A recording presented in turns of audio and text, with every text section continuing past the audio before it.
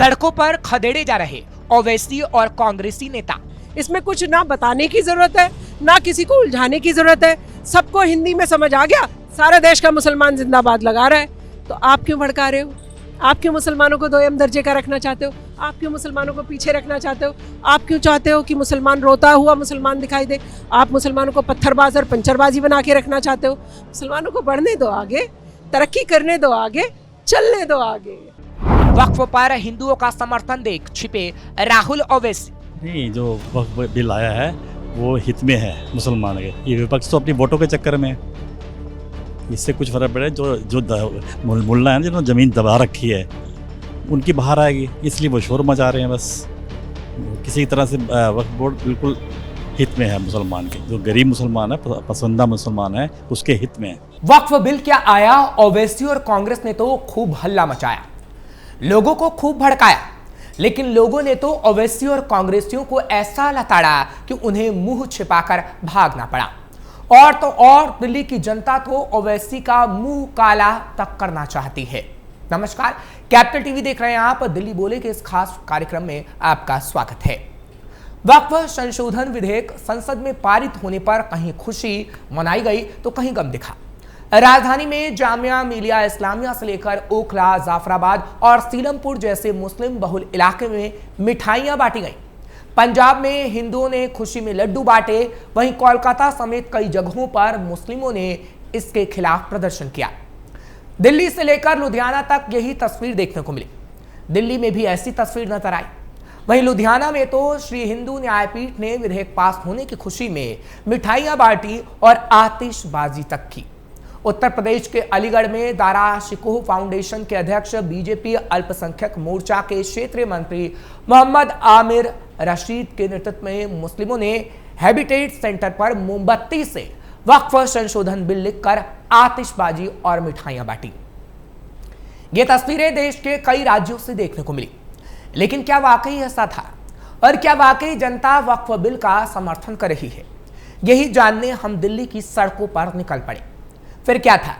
जैसे ही हमने वक्फ बिल के बारे में लोगों से पूछा तो ओवैसी और राहुल गांधी को गालियां पड़ने लगी और लोग वक्फ बिल के समर्थन में दिखे कि वो जहाँ पे हाथ रख देता था वो उनकी संपत्ति हो जाती है। आप ये देखिए, दिल्ली में 77% ज़मीनों पे उनका हक जता रहे थे कि ये हमारा हक है। तो आप ना उनके किसी मतलब किसी भी हाई कोर्ट में जाए या सुप्रीम कोर्ट में जाए, कहीं पे भी दलील नहीं कर सकते। उनके ट्रिब्यूनल में भी जाना था, और उनके ट्रिब्यूनल में कौन लोग बैठे हुए थे? वही लोग बैठे हुए थे जो ज़मीनों को हड़प रहे थे। तो कुल मिलाकर के भ्रष्टाचार और ये फैला हुआ था उन्हें पूरा। मतलब एक गरीब आदमी को या मजलूम को, किसी को, उसको कोई फायदा नहीं मिल रहा था। वो खाली क्या है, जमीनें हड़प रहे थे। बड़े लोग, ओबीसी जैसे लोग, बड़े लोग या अमादुल्ला खान जैसे बड़े लोग, वो जमीनें हड़प रहे थे और आगे जाकर के कम रेट में लेते थे, उधर आगे जाके महंगे रेट में बेच देते थे। तो ये धांधलेबाजी चल रही थी, चाहे अखिलेश यादव हो, चाहे कांग्रेस पार्टी हो। कर्नाटका में आपने देखा होगा, कर्नाटका में भी यही कर रहे हैं। उनके जो कांग्रेस के अध्यक्ष हैं उनका नाम उसमें है। तो कुल मिलाकर के ये लोग मतलब ज़मीनों को हड़पने का काम कर रहे थे। जो सोशल काम होता है वो कोई नहीं कर रहा था। सोशल काम कहाँ कर रहे थे? हर चीज़ में सुविधाएं कौन दे रहा है? भारत सरकार दे रही है। और ज़मीनें कौन हड़प रहे हैं? ये लोग निजी संपत्तियों को हड़पे जा रहे। तो कुल मिलाकर के ये भ्रष्टाचार, ज़मीनों को हड़पना, लूट खसोट चल रहा था। वो लूट खसोट पे लगाम लगेगी। अब सबको रजिस्टर्ड करना पड़ेगा, और अब वक्फ बोर्ड ऐसे नहीं कर सकता कि ये मेरी ज़मीन है और इसका सबूत ला। बिना सबूत के कुछ भी नहीं होगा। तो सबूत दिखाने पड़ेंगे वक्फ बोर्ड को भी। अब तो शबनम खान इस वक्त मेरे साथ जुड़ी हुई हैं, ह्यूमन राइट एक्टिविस्ट। उनसे बातचीत करने की कोशिश करेंगे। वक्फ बिल पर क्या कहेंगी? क्या सरकार जो लेकर आई है क्या सही है? विपक्ष कह रही है असंवैधानिक तरीके से लाया गया। नहीं, कौन से असंवैधानिक तरीके से? ये तो बिल्कुल संवैधानिक, पार्लियामेंट में पास हुआ है भाई। पार्लियामेंट में संवैधानिक तरीके से ही सारे काम होते हैं। आप लोग क्या असंवैधानिक तरीके से करते थे? मैं विपक्षियों से पूछ रही हूँ। तो विपक्षियों का काम है बरगलाना, जनता को भ्रमित करना और उन्हें एक अलग ही दिशा की तरफ दौड़ा देना। एक वक्फ बोर्ड का बिल जो संशोधन के साथ पास हुआ है वो हमारे को, मुसलमानों को देश की मुख्य धारा से जोड़ने के लिए, वो देश के मुसलमानों को, जो गरीब तबका है मुसलमानों का, उन तक सारी सुविधाएं पहुंचे, उन तक स्कूल कॉलेज पहुंचे, उनको अच्छे स्वच्छ और साफ सुथरे रहने की जगह मिले, इसके लिए है। इसमें क्या है, इसमें तो कोई लॉजिक, कोई रॉकेट साइंस ही नहीं है। इसमें कुछ ना बताने की ज़रूरत है, ना किसी को उलझाने की ज़रूरत है। सबको हिंदी में समझ आ गया, सारा देश का मुसलमान जिंदाबाद लगा रहा है। तो आप क्यों भड़का रहे हो? आप क्यों मुसलमानों को दोयम दर्जे का रखना चाहते हो? आप क्यों मुसलमानों को पीछे रखना चाहते हो? आप क्यों चाहते हो कि मुसलमान रोता हुआ मुसलमान दिखाई दे? आप मुसलमानों को पत्थरबाज और पंचरबाजी बना के रखना चाहते हो? मुसलमानों को बढ़ने दो आगे, तरक्की करने दो आगे, चलने दो आगे। अच्छा, वक्फ बोर्ड को लेकर भी एक सवाल है। वक्फ बोर्ड किसी भी संपत्ति पे हाथ रख देता है तो उसका हो जाता है, पहले हम हाई कोर्ट नहीं जा सकते थे, सुप्रीम कोर्ट नहीं जा सकते थे, तो कितनी बड़ी उपलब्धि आप इससे कहें? देखिए, बहुत सारे मुस्लिम कम्युनिटी के लोगों की ज़मीन इन्होंने वक्फ में दे दी कि ये तो वक्फ की है। वो बेचारे, उनके केस डले हुए हैं, वो केस लड़ रहे हैं। मैं मतलब वक्फ बोर्ड का हिंदू भाइयों से कोई लेना देना नहीं। ये मुस्लिम वर्सेस मुस्लिम ही है।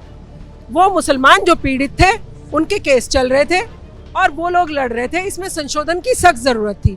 ये 4-5 चंगू मंगू मोटे पेट वाले मौलानाओं ने अपनी बपौती बना रखा था, सारे देश की भैया संपत्ति हमारी।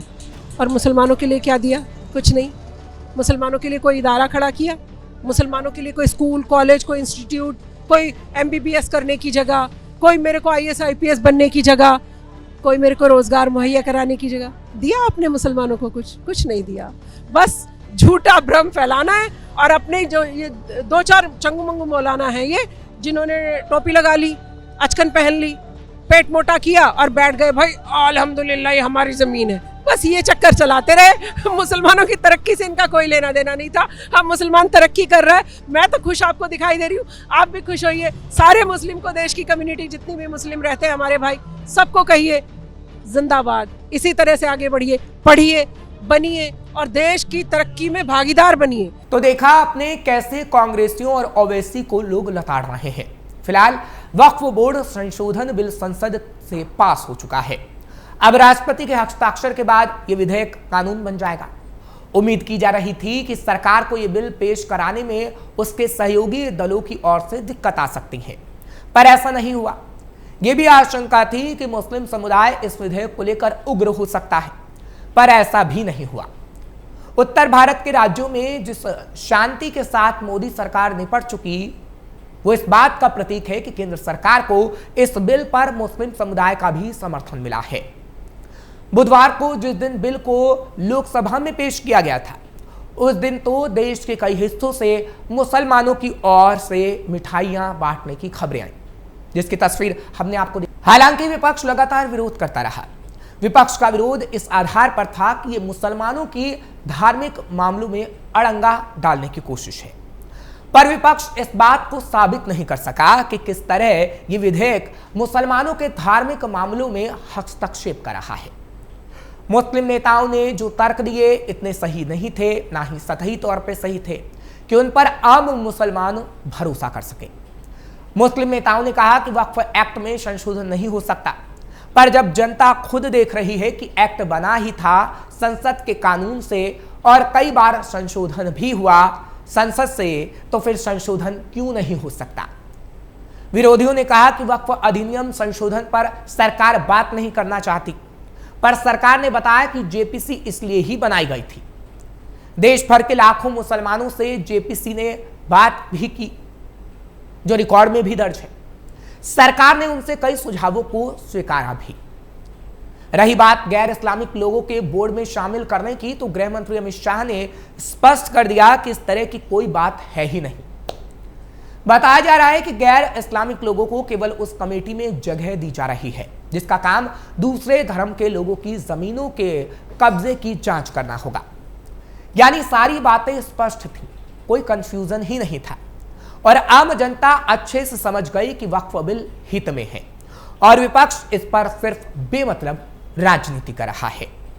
नहीं, जो वक्फ बिल आया है वो हित में है मुसलमान के। ये विपक्ष तो अपनी वोटों के चक्कर में है, इससे कुछ फर्क पड़े। जो मुल्ला है जिन्होंने ज़मीन दबा रखी है उनकी बाहर आएगी, इसलिए वो शोर मचा रहे हैं। बस किसी तरह से वक्फ बोर्ड बिल्कुल हित में है मुसलमान के। जो गरीब मुसलमान है, पसंदीदा मुसलमान है, उसके हित में है। क्योंकि कहा जाता था कि वक्फ बोर्ड किसी की संपत्ति पर कब्जा कर ले तो हाई कोर्ट, सुप्रीम कोर्ट तक नहीं जा सकता। नहीं जा सकता। अब तो लोकतंत्र में तो जा सकता है, अब तो जा सकता है, इसमें कोई दिक्कत नहीं। ठीक है, आप क्या कहेंगे वक्फ बिल को लेकर खासतौर पर? ये भाई साहब जो ये अंधा कानून बना रखे थे कांग्रेस की सरकार ने, इसको 2013 में हो चाहे 1995 में हो, जो नरसिंह राणा को सरकार ने इसको ताकत दिए थे, ये जो अंधा कानून था इसको बिल्कुल ख़त्म कर देना चाहिए था। ख़त्म हो गया है, बहुत बेहतर किया है। आप ये देखो, जब हमारा कर्नाटक की मंदिर से कांग्रेस की सरकार है, वहाँ आप 445 करोड़ रुपया लेके वक्फ बोर्ड पे दे रहे हो, चर्च के ऊपर खर्चा कर रहे हो, हमारे मंदिर के पैसे लेके। लेकिन वक्फ के पास 9.5 लाख एकड़ ज़मीन है, इसकी साल का टर्नओवर कहाँ है, पैसे कहाँ जा रहा है? अगर आपके पास पैसे, अगर आपने मान लो आपने बोले हमारी ये संपत्ति है, आपने देखो ओबीसी ने बोले थे जो यूपी के अंदर में जो सरकार वक्फ की जो 1,23,000 संपत्ति है, लेकिन 1,12,000 संपत्ति के कागज नहीं है। कहाँ चला गया भाई, कहाँ चला गया? जो ये वक्फ के जो पैसा आ रहा है वो कहाँ जा रहा है? साल के टर्नओवर कितने आप हॉस्पिटल बनाए? वक्फ के मतलब क्या? वक्फ के मतलब दान करना। अगर आप किसी ज़मीन को आप दान करो, आपके पास कोई नहीं रहने, मतलब आपकी कनेक्शन को, परिवार से कनेक्शन खत्म हो तो आप अपनी वक्फ कर सकते हैं। वक्फ के मतलब गरीबों को फायदा मिलना। उस ज़मीन से जो पैसे आ रहे हैं, टर्नओवर आ रहे हैं, जो किराया आ रहा है, मतलब जो आप लीज पे दे देते हैं उससे किराया आता है, उस पैसे गरीबों मुसलमान को एजुकेशन पर खर्चा करना, स्वास्थ्य पे खर्चा करना। लेकिन आप बताओ, आज तक भाई बीजेपी सरकार 2014 में आया, इससे पहले तो कांग्रेस की सरकार थी, कितने वक्फ के लिए, कितने वक्फ के नाम से कितने हॉस्पिटल चला रहे हैं, कितने यूनिवर्सिटियाँ चला रहे हैं, कितने कॉलेज बनाए हैं। ये मुसलमानों को इनको आगे आके इनको पूछना चाहिए सरकार से, जो इसकी चेयरमैन है, चाहे मुतलबदली है, जो इसकी कंट्रोल करता है, इनसे पूछना चाहिए कि इसकी जो पैसे कहाँ जा रहा है, किस चीज़ में खर्चा हो रहा है, जो टर्नओवर साल का कितना है, ब्यौरा दोगे ना सरकार के, जो हमारा इतनी इनकम आ रहा है, ये इनकम यहाँ पे खर्चा कर रहा है, इस पैसे ये जा रहा है। जिस आप मंदिर के पैसे को जो आप ब्यौरा रखते हो, आपने देखो राम मंदिर ने 396 करोड़ रुपया सरकार को दिया है, लेकिन वक्फ की पैसे कहाँ हैं? बस हमारे मंदिर के पैसे से बुखारी को, उलमा को, इसको सबको तनख्वाह दिया जा रहा है, मदरसा चलाया जा रहा है। क्यों भाई? ऐसा है कि ये जो इसको अननेसेसरी इशू बनाया गया है, ऐसा नहीं है। जो जिस भी समाज में जो बुराइयां हैं उनको दूर करने के लिए अगर सरकार कुछ कर रही है तो उसमें कोई गलत काम नहीं कर रहे हैं। ये अननेसेसरी, इसका जैसे मैं पॉलिटिकल पार्टी में कहना चाहूँ कि एक पार्टी है जो अननेसेसरी दूसरे पक्ष को भड़का रही है, मैं कांग्रेस का नाम लेना चाहूँगा इसके लिए, जो कि कोई मुद्दा है ही नहीं। मुद्दा बनाया जा रहा है, उसको अननेसेसरी दूसरे समाज के या दूसरे तबके के लोगों में ये भ्रम या डर फैलाया जा रहा है कि आपका ये छीना जा रहा है, वो छीना जा रहा है। ऐसा कुछ नहीं है। ये बेसिकली कम्युनल चीज़ है ही नहीं है। कम्युनल उससे कोई लेना देना नहीं है, ना किसी धर्म ना किसी उसका। अननेसेसरी दो धर्मों को दिखाया जा रहा है कि ये उसका नुकसान कर रहे हैं, ऐसा कुछ नहीं है। वो तो जो उन्हीं लोगों को, जो मुस्लिम संप्रदाय, उन्हीं में जो गलत चीज़ें हैं या बुराइयां हैं, उनको इम्प्रूव करने के लिए, जो उससे लोग जिनको फ़ायदा नहीं मिल रहा, गवर्नमेंट वो चाहती है वो करना, वही गवर्नमेंट ने किया है। इसमें ऐसा कुछ नहीं है। अच्छा, कुछ लोग मुस्लिम लोगों को भड़काने की कोशिश कर रहे हैं, क्या चाहते हैं आप उन पे एक्शन हो? क्योंकि पहले CAA NRC का प्रोटेस्ट हमने देखा है, जब वो कोविड के बाद हटा था, शाहीन बाग में इतनी तादाद हो गई थी मुस्लिम की, और कुछ लोग उन्हें भड़काने की कोशिश कर रहे थे। नहीं, बिल्कुल होना चाहिए। बिंग अननेसेसरी, अगर किसी संप्रदाय के लोगों को आप गुमराह करके और उसमें जो उनको राष्ट्र की मेन धारा से जो है आप अलग करके और उनके दिमाग में इस तरह के फितूर आप पाल के जो सुख और शांति या जो कंट्री की जो है उसको आप डिस्टर्ब कर रहे हो, तो दैट इज एंटी नेशनल जो है ना, वो एक्ट जो है उनके तो उनके ऊपर एक्शन तो होना चाहिए। तो दिल्ली के लोग जिस तरह से वक्फ बिल को लेकर अपनी बात रख रहे हैं, उससे तो साफ है कि इस बार बीजेपी ने वक्फ से जुड़ी अनियमितताओं की जानकारी को ज्यादा बेहतर ढंग से लोगों के बीच पहुंचाया। बीजेपी ने बताया कि वक्फ की संपत्ति का काम गरीब मुसलमानों और विधवा औरतों की सहायता करने के लिए होता है, पर ऐसा हो नहीं रहा है। इसके साथ ही सरकार ने यह साबित किया कि कई लाख एकड़ जमीन से कमाई मात्र 1.5 से 2 करोड़ ही हो रही है, जबकि 12,000 करोड़ तक की कमाई हो सकती है। यह तथ्य सामने लाया गया कि वक्फ बोर्ड कई जगह सैकड़ों एकड़ जमीन का किराया मात्र कुछ हजार रुपए ही ले रही है, जिसमें कई 5 स्टार होटल तक शामिल हैं। वक्फ बोर्ड की करतूतों की खुली पोल। इसके साथ ही पिछड़े मुस्लिम समुदाय को यह बात भी पसंद आई कि बोर्ड में उनके लिए जगह भी आरक्षित की गई है। महिलाओं को भी जगह दिए जाने से आम मुसलमानों के लिए मामला इतना संगीन नहीं हुआ कि उन्हें पत्थर लेकर मैदान में उतरना पड़ता। दरअसल वक्फ बोर्ड की करतूतों के बारे में आम मुसलमानों को पहले से ही पता था। वोट बैंक की लालच में अब तक कोई सरकार उसे सामने नहीं ला रही थी। पहली बार ऐसा हुआ कि किसी सरकार ने इस भ्रष्टाचार को सामने लाने में कामयाबी हासिल की। वक्फ बिल के विरोध में क्यों नहीं उतरे ज्यादातर मुसलमान वक्फ बिल के विरोध को सीरियसली नहीं लिए, क्योंकि उन्हें यह बात समझ में आ गई थी कि यह धर्म का नहीं, संपत्ति प्रबंधन का मामला है। मुसलमानों को पता है कि सरकार जितना कह रही है उसका 20% भी सही हो गया तो उनका कल्याण तय है। आम लोग देख रहे हैं कि सरकार की तमाम कल्याणकारी योजनाओं का लाभ हिंदुओं से ज्यादा उन्हें मिल रहा है। इसका मतलब है अगर वक्फ बोर्ड की आय बढ़ती है तो कुछ गरीब मुसलमानों का कल्याण तो जरूर ही होगा।